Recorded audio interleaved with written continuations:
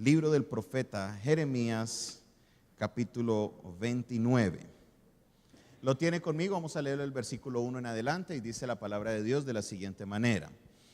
Estas son las palabras de la carta que el profeta Jeremías envió de Jerusalén a los ancianos que habían quedado, de los que fueron transportados, y a los sacerdotes y profetas, y a todo el pueblo que Nabucodonosor llevó cautivo de Jerusalén a Babilonia, después que salió el rey Jeconías, la reina, los del palacio, los príncipes de Judá y de Jerusalén, los artífices y los ingenieros de Jerusalén, por mano de Elasa, hijo de Safán, y de Gemarías, hijo de Hilcías, a quienes envió Sedequías, rey de Judá, a Babilonia.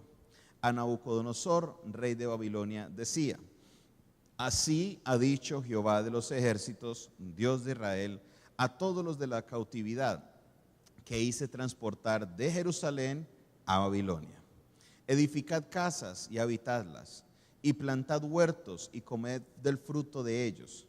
Casaos y engendrad hijos e hijas. Dad mujeres a vuestros hijos y dad maridos a vuestras hijas, para que tengan hijos e hijas, y multiplicaos ahí y no disminuyáis.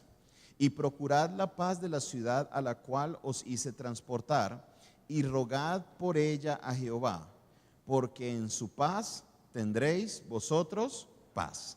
Porque así ha dicho Jehová de los ejércitos, Dios de Israel: no os engañen vuestros profetas que están entre vosotros, ni vuestros adivinos, ni atendáis a los sueños que soñáis, porque falsamente os profetizan ellos en mi nombre.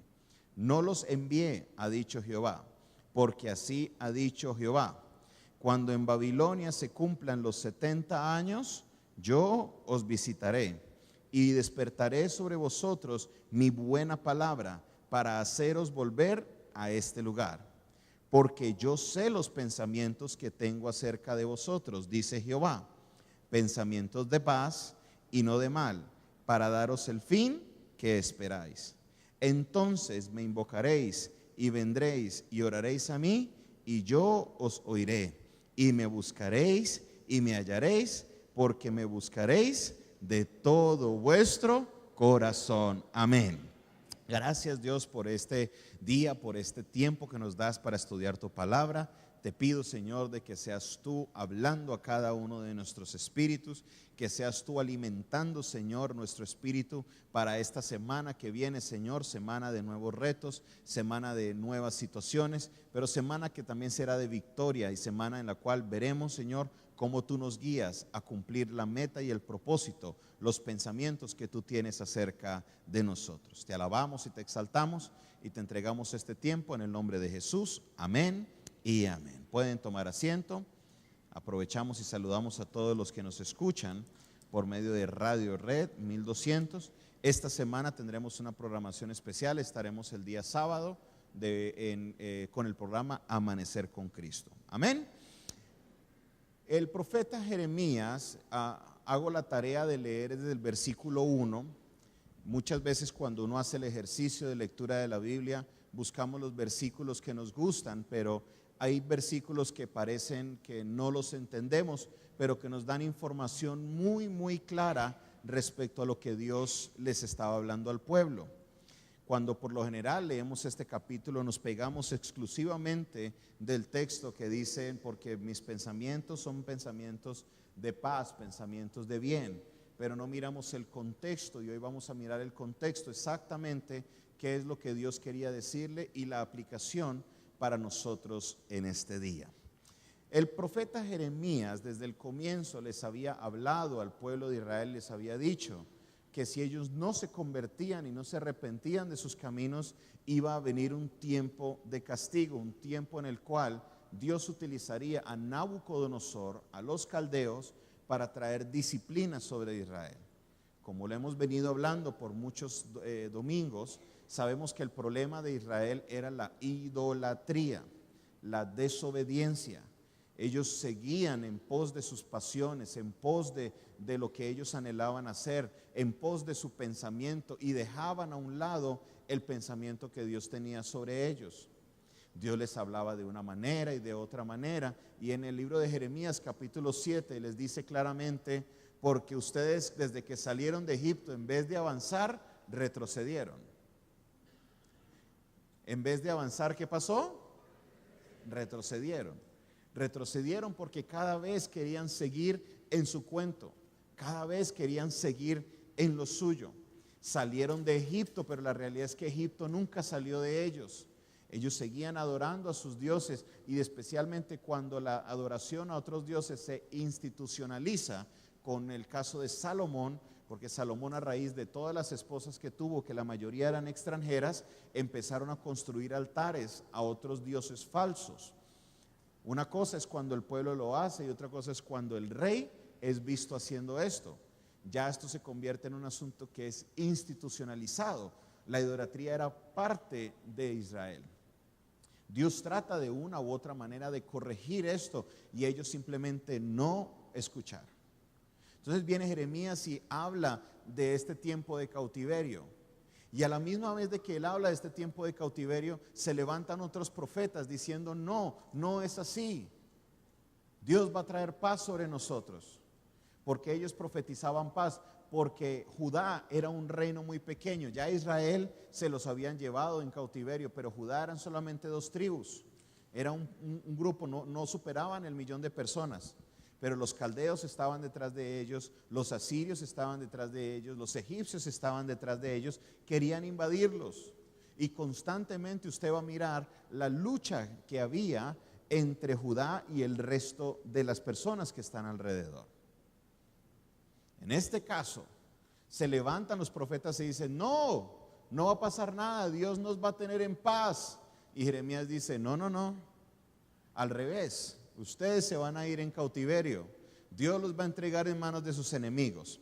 Pregunta: si alguien se levantara aquí a un lado, un profeta, y dice: va, yo les profetizo paz, paz para todos, y a este lado se para otro profeta y dice: vienen tiempos difíciles, ¿a qué lado usted cree que la congregación se hace? Todo el mundo se va para el lado de la paz, porque todos quieren escuchar de la paz y todos buscan el discurso que les gusta. Esa es la realidad. La gente va detrás de sus propios deseos, va detrás de lo que quieren escuchar, y lo vemos hoy en día en la iglesia. Muchas personas se me acercan a pedirme un consejo, y cuando doy el consejo y no les gusta, me dejan de hablar y algunos se van de la iglesia. Y van y los ve uno hablando de pastor en pastor, de pastor en pastor, porque están esperando que un pastor les valide su comportamiento. Está esperando que un líder les diga: está bien hecho, y donde les digan que está bien hecho, ahí se quedan. Esa es la naturaleza del ser humano, y esa es la naturaleza de Israel que estamos viendo ahora. Empieza el texto diciendo que esta carta es enviada a los que son de Jerusalén, pero que fueron enviados a Babilonia. Para que usted se ubique, aquí estamos hablando de un Daniel, de un Sadrach, de un Mesach, de un Abednego. Estamos hablando de este grupo de personas que salieron forzosamente de Judá y fueron llevados a Babilonia. La carta dice que ellos ya están en Babilonia, que ellos ya están allá y se encuentran un problema. Si usted está leyendo el libro de Jeremías, se encuentra que hay un contexto importante, porque aún estando allá, se levantaron otros profetas diciendo: de aquí a 2 años Dios va a tumbar a Nabucodonosor y Dios va a traer paz sobre Israel. De aquí a 1 año va a pasar algo, tratando de llamar la atención de la gente.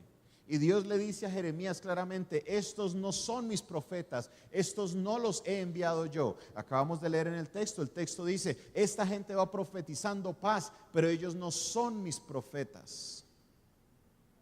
Y en medio de todo esto, Dios le da una revelación grande a Jeremías y le dice: van a ser 70 años de cautiverio. Habían unos profetas diciendo, van a ser solo 2 años, que en 2 años vamos a tumbar a Nabucodonosor. Y el otro decía 70 años. Si Jeremías estuviera aquí parado en la congregación diciendo a este lado, van a ser 70 años de crisis económica, y al otro lado dice, en 2 años el que está trayendo la crisis va a morir, ¿a quién cree que le hacen fila?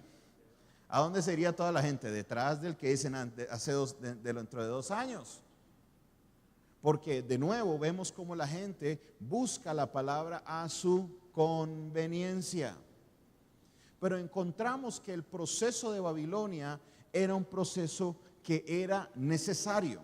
Y para esto yo quiero que usted me acompañe al mismo libro de Jeremías y vamos a leer el capítulo 24. Y aquí encontramos cuando Dios le muestra una visión a Jeremías. Y es una visión que realmente me llama muchísimo la atención. Cuando usted la encuentre, me regala un amén. Dice la palabra de Dios: después de haber transportado Nabucodonosor, rey de Babilonia, a Jeconías, hijo de Joacim, rey de Judá, y a los príncipes de Judá, y los artesanos y herreros de Jerusalén, y haberlos llevado a Babilonia, me mostró Jehová, ¿cuántas cestas? ¿Cuántas cestas? Me mostró 2 cestas de higos puestas delante del templo de Jehová. Una cesta que tenía higos ¿qué? Muy buenos. Y la otra tenía la otra cesta tenía higos ¿qué? Muy malos, que no se podían comer. Y me dijo Jehová, ¿qué ves tú, Jeremías? Y dije, higos muy buenos y malos, muy malos, que de malos no se pueden comer. Hagamos una pausa ahí para que usted se haga la imagen. A este lado tenemos una cesta de higos.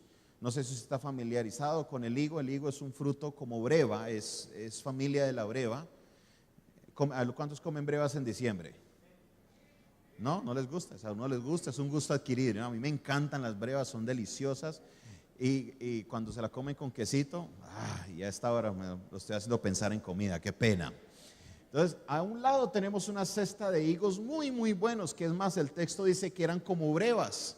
En otras palabras, estaban muy, muy dulces. Pero a otro lado había otra cesta. Y esta cesta era una cesta también de higos, pero los higos no eran muy buenos. Estaban como malos. En otras palabras, podridos, dañados. ¿Y qué le quiere decir a Dios a Jeremías con esta visión? Versículo 4. Y vino, ¿lo puede leer conmigo? Léalo conmigo en voz alta.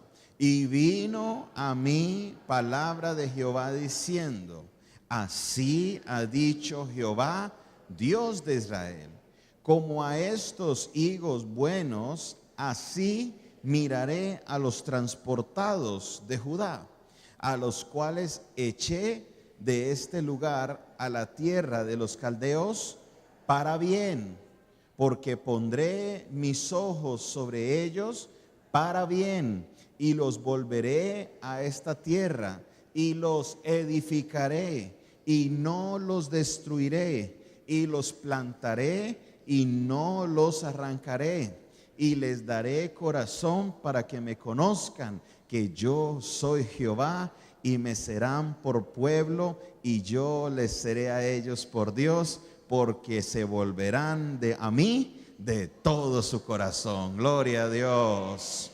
Interesante, amén.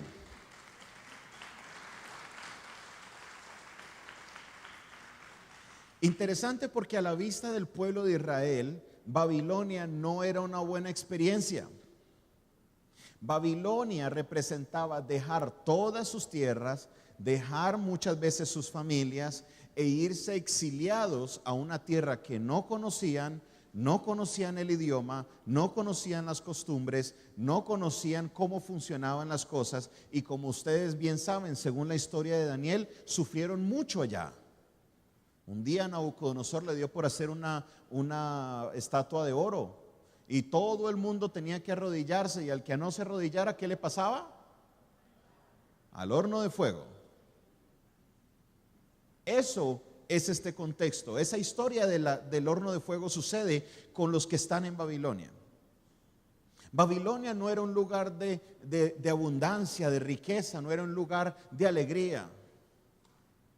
Si usted lee el Salmo, creo que es el Salmo 139, dice: en los ríos de Babilonia llorábamos cuando recordábamos a Sión, a Jerusalén. El tiempo que ellos pasaron en Jerusalén, esos 70 años, que pasaron en Babilonia, no fueron años agradables, fueron años de dolor, fueron años de sufrimiento, fueron años de extrañar a su familia, a sus costumbres. Y no fue por un año, no fue por 2 años, no fueron los 40 años del desierto, fueron 70 años. Dimensione lo que usted está o lo que ellos están experimentando. Yo tengo 35 años. Si yo estuviera en ese periodo de cautiverio, si entrara ahora mismo en ese periodo de cautiverio, cuando lo terminara, tendría 105 años.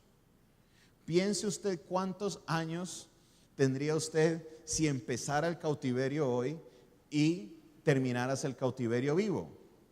Algunos se pasarían de los 110, 120. Hay algunos que están jóvenes que terminarían, por más joven que haya entrado al cautiverio de 10 años, habría terminado el cautiverio con 80 años.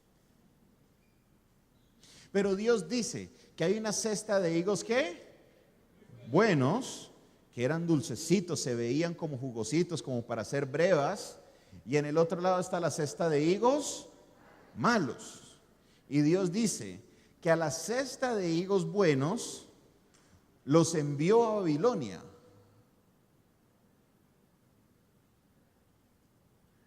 El premio para los buenos era mandarlos a Babilonia.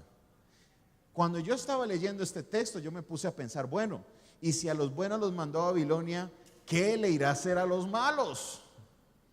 ¿A dónde los habrá enviado? A lo mejor hizo abrir la tierra para que caigan directo al infierno o algo. Pues si a los buenos los manda a Babilonia. Y vamos a seguir leyendo. ¿Y qué va a hacer con los malos? Versículo 8. ¿Lo tiene? Y como los higos malos, que de malos no se pueden comer, así ha dicho Jehová: pondré a Sedequías, rey de Judá, a sus príncipes y al resto de Jerusalén que quedó en esta tierra, y a los que moran en la tierra de Egipto, y los daré por escarnio y por mal a todos los reinos de la tierra, por infamia, por ejemplo, por refrán, por maldición, a todos los lugares a donde yo los arrojé. Y enviaré sobre ellos espada, hambre y pestilencia, hasta que sean exterminados de la tierra que les di a ellos y a sus padres. Vamos a entrar en contexto. Entonces, en el comienzo de los 70 años, los higos buenos, ¿qué hicieron? ¿Los mandaron para dónde? Para Babilonia. Y los higos malos se quedaron en la tierra. Eso es lo que dice el texto. Les colocó a Sedequías como rey y se quedaron ¿dónde? En la tierra. Si usted estuviera vivo en ese día, si usted estuviera viviendo en ese día, usted diría, oiga, ¿y por qué a los otros se los llevan y por qué a estos los dejan? En su mentalidad, ¿quién serían los buenos y quiénes serían los malos? En la mentalidad humana, seguramente los buenos son los que se quedaron y los malos fueron los que se llevaron. Porque, oiga, somos fáciles para juzgar, ¿no? Cuando alguien está pasando una situación difícil, ahí sí somos los primeros. Uy, algún pecado tuviste que haber hecho para haberte tratado a Dios así. Dios te está castigando. Y me imagino los del lado de acá. Claro, ahí están, por idólatras, por eso se los llevaron para Babilonia. Por sinvergüenzas, ahí están, véalos, los que se dan golpes de pecho, ahí están. Algo tenían guardado que Dios los está castigando así. Porque, oiga, somos buenos para hacer eso, ¿no? ¿Ha sido usted señalado cuando pasa una prueba? ¿Ha sido señalado cuando alguien se para y te dice, algo malo tuviste que haber hecho, algún pecado estás pagando para pasar por eso? Y resulta que a la vista de Dios es al revés. Los buenos, los que se merecían otra oportunidad, los manda a Babilonia. Y a los malos les deja como castigo quedarse en la tierra. Y por esa razón empezamos hablando de lo que Dios le dice a Jeremías respecto al proceso. Les dice, con los de allá, les dice, porque mis pensamientos son pensamientos de paz. Leíamos en el capítulo 29. Son pensamientos de bien. Son pensamientos que ustedes no los entienden, pero Dios sí los entiende. Dios todo lo sabe. Él todo lo ve. Él es omnipotente, omnipresente y omnisciente. Él sabe los planes que tenía con su pueblo, y para mejorarlos los envió a Babilonia. Eso es lo que acabamos de leer. Les dice, y les enseñaré y les daré un nuevo corazón que reconozca que yo soy Jehová, y me buscarán y me hallarán, y los sembraré. En otras palabras, los regresaré a su tierra, y de ahí nadie más los volverá a arrancar. Oh, aleluya, aleluya, aleluya. ¿Qué quería decirles el Señor? Que este proceso de Babilonia era necesario. Y ellos estaban pasando tanta aflicción que Jeremías les dice en el capítulo 29, oigan, construyan casas, compren tierras, cásense, tengan hijos, multiplíquense, gócense en ese tiempo. Pero ese tiempo estaba complicado. Ese tiempo no era un tiempo para estar en alegría. Póngase en contexto, imagínense. Daniel, un joven, posiblemente tenía entre 14 y 17 años. Se lo sacan de su casa por ser un príncipe, porque Nabucodonosor se llevó a lo mejor para Babilonia. Un muchacho bien, decía que era bien parecido, que era muy inteligente, y el premio en Babilonia fue castrarlo. ¿Cuántos hombres aquí dirían y se apuntarían para el premio de la castración? ¿Alguno dice amén? Ay, ya se nació algunos. Daniel era un eunuco, y cuando la Biblia habla de eunuco, era una persona que no se podía reproducir, una persona que estaba condenada a quedarse soltero. Y una de las cosas que Daniel nunca pudo ver fue su descendencia, porque no la pudo tener. Cuando era joven, muy joven, fue castrado. Y era de los hijos buenos. Daniel estaba en este lado. Y no solo fueron Daniel, porque había un jefe de eunucos. Con Daniel había un poco más de muchachos que estaban ahí. Y Dios les dice, y los llevaré, y esto será ¿para qué? ¿Para bien o para mal? ¿Qué dice el texto?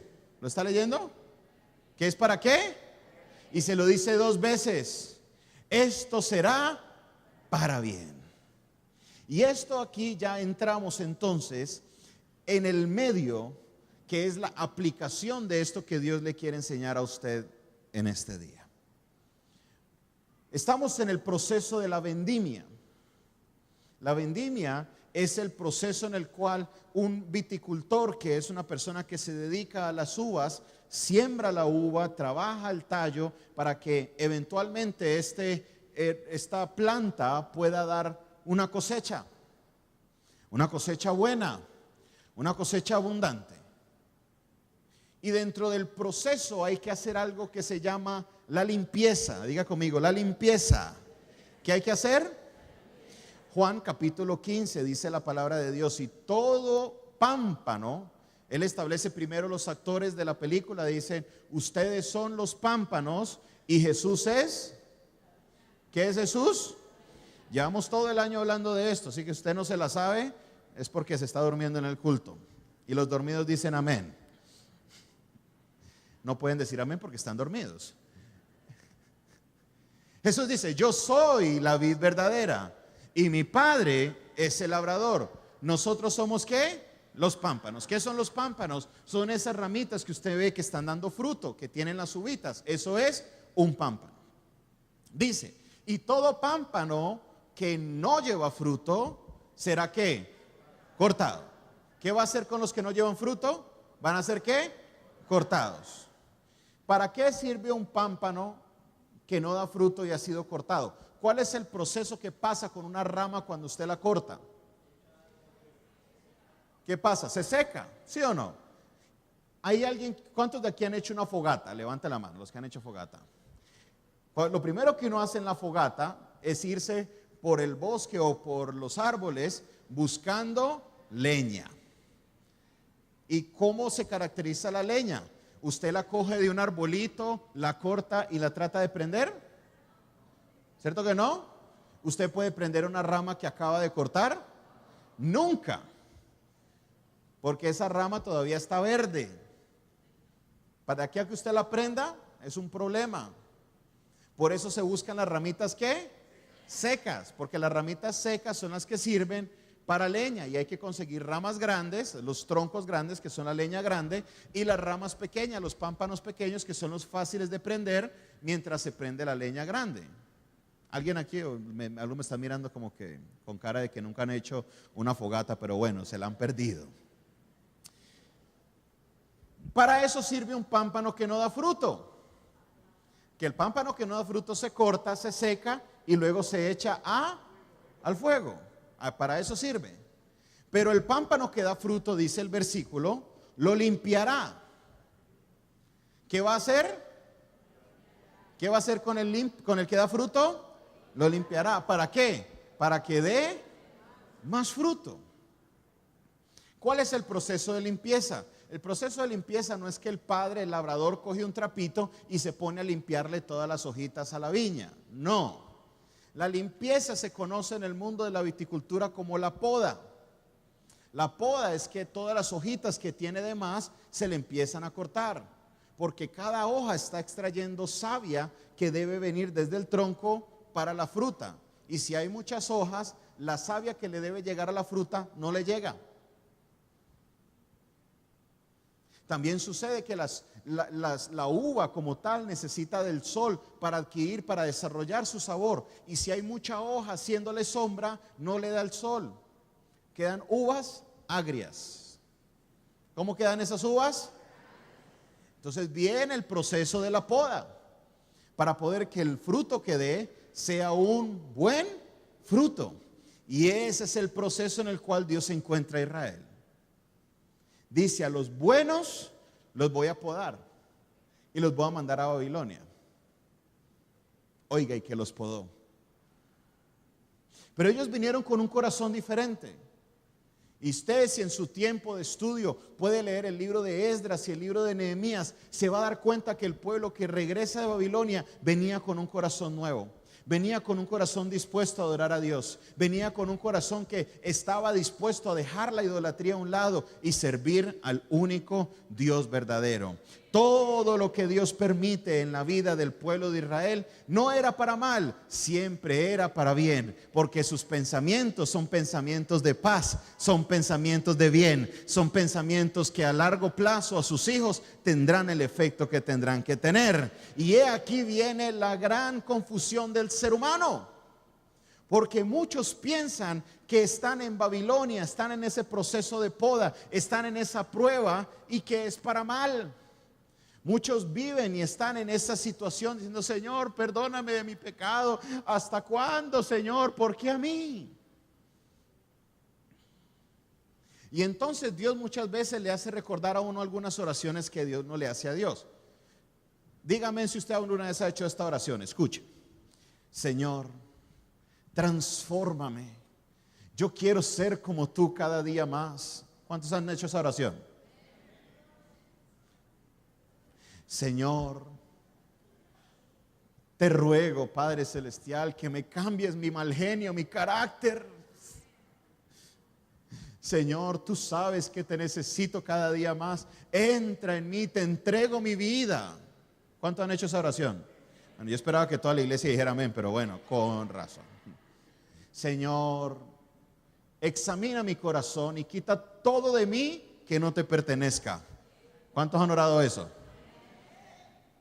Muchos oran eso. Entonces, ¿qué dice Dios? Ah, sí, bueno, le concedo la petición. Aquí lo mando por la prueba. Pregunta, venga, le hago esta pregunta. Vamos a utilizar el ejemplo del mal genio.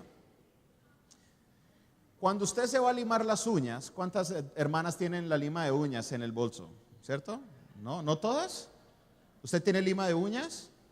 ¿O no? ¿Sí tienen?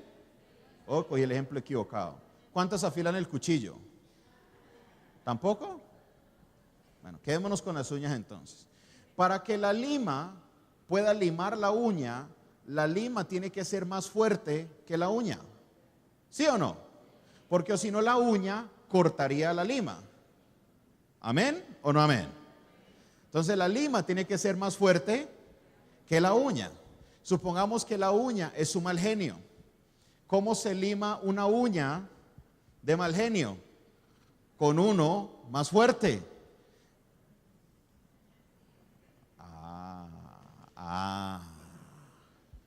Tiene que venir un proceso más duro. Dios tiene que colocar a alguien a su alrededor que es más mal geniado que usted y que como dicen, me saca la piedra. Porque la única manera de moldear ese mal genio es con algo más fuerte que tu propio mal genio. Y ustedes dirán, ay Señor, ¿por qué? Quítame a esta persona de mi lado. Y Dios dice, ¿no me pediste que me cambiaras el genio?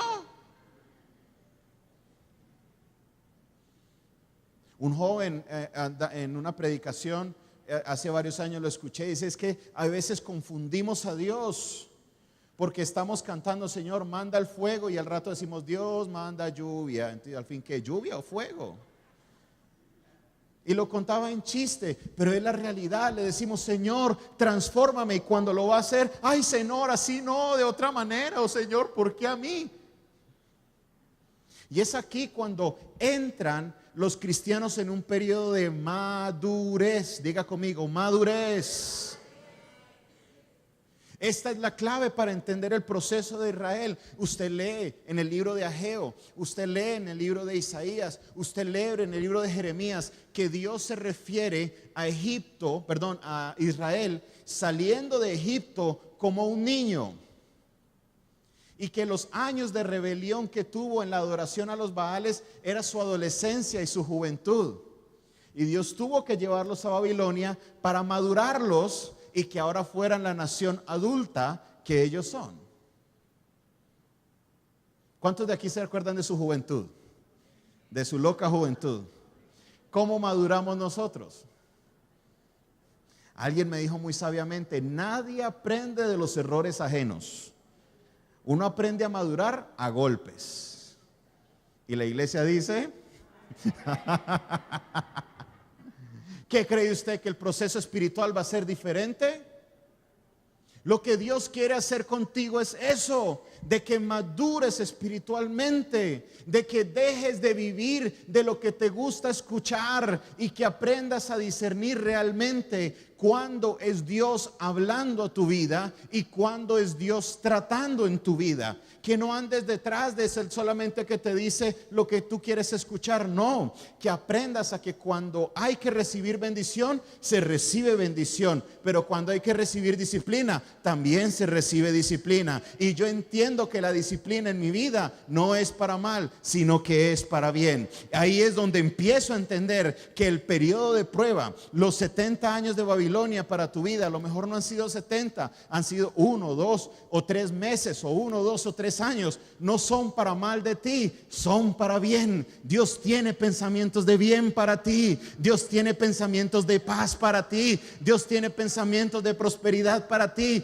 Dios quiere madurarte. Dios quiere que prosperes, que crezcas, que avances, pero no lo puede hacer a tu manera. Él lo tiene que hacer a la mejor manera posible, y esa es la mejor manera que Él lo sabe hacer. Él permite todas estas pruebas y todas estas dificultades, es para madurarte, es para avanzarte, es para llevarte. Oh, mirarás la tierra de Israel y de Judá y dirás: oh, ¿por qué me sacaron de allá? Pero Dios lo estaba haciendo, era para su propio bien. Y Dios hoy te está invitando a que tú mires a esa tierra de Judá atrás y digas: oh, yo estoy dejando esto, pero no es para mal, es para bien. Dios me entregará una mejor tierra. Dios hará conmigo un proceso de bien. Oh, serán años difíciles, pero serán años de bendición para mi vida. ¿Cuántos pueden decir amén?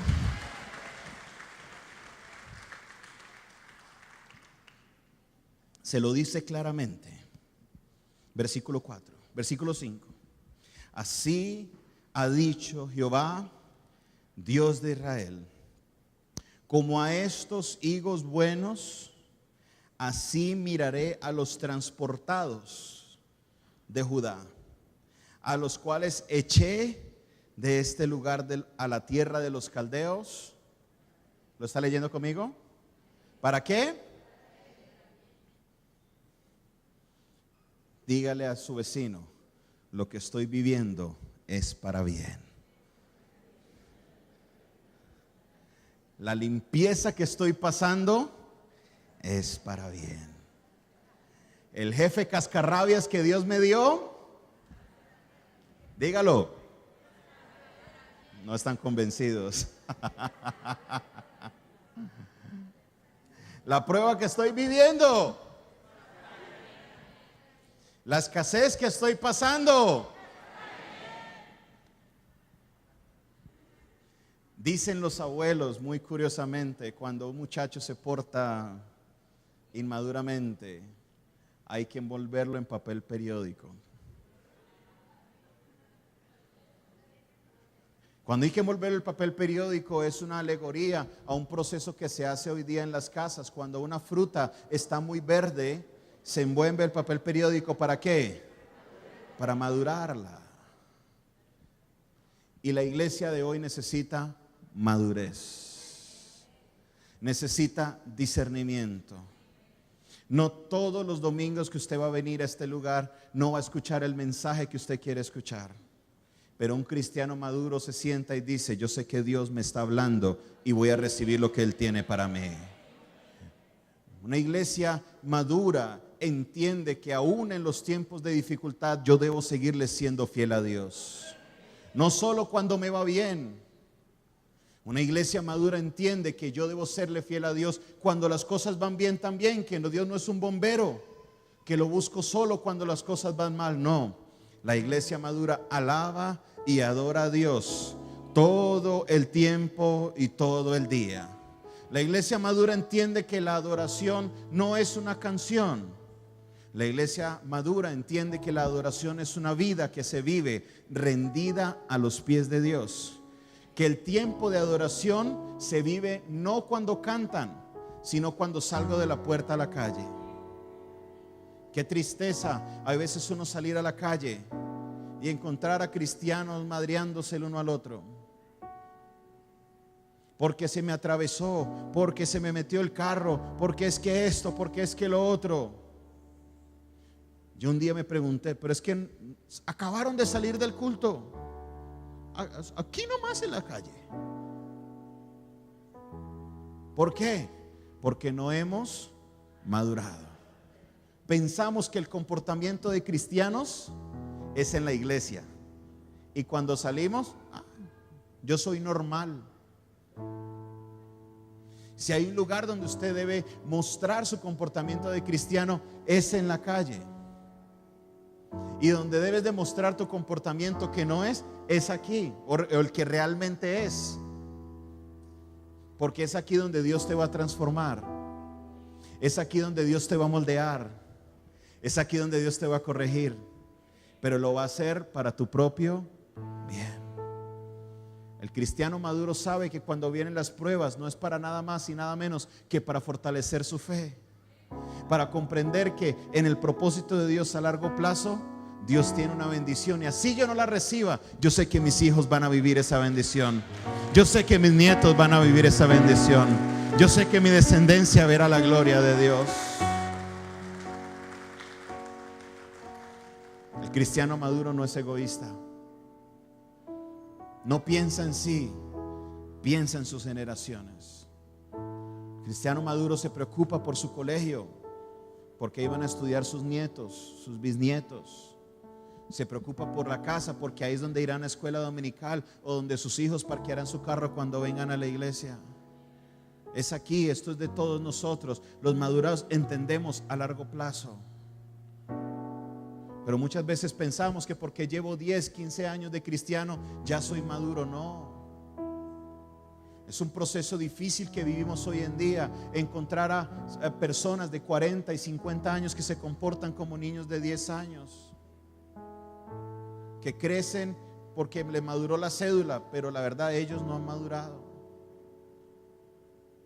Tenemos que ser cristianos de madurez, y Dios quiere que como iglesia maduremos, crezcamos, avancemos hacia el propósito que Él ha destinado para cada una de nuestras vidas. Quiero invitarle a que se ponga sobre sus pies.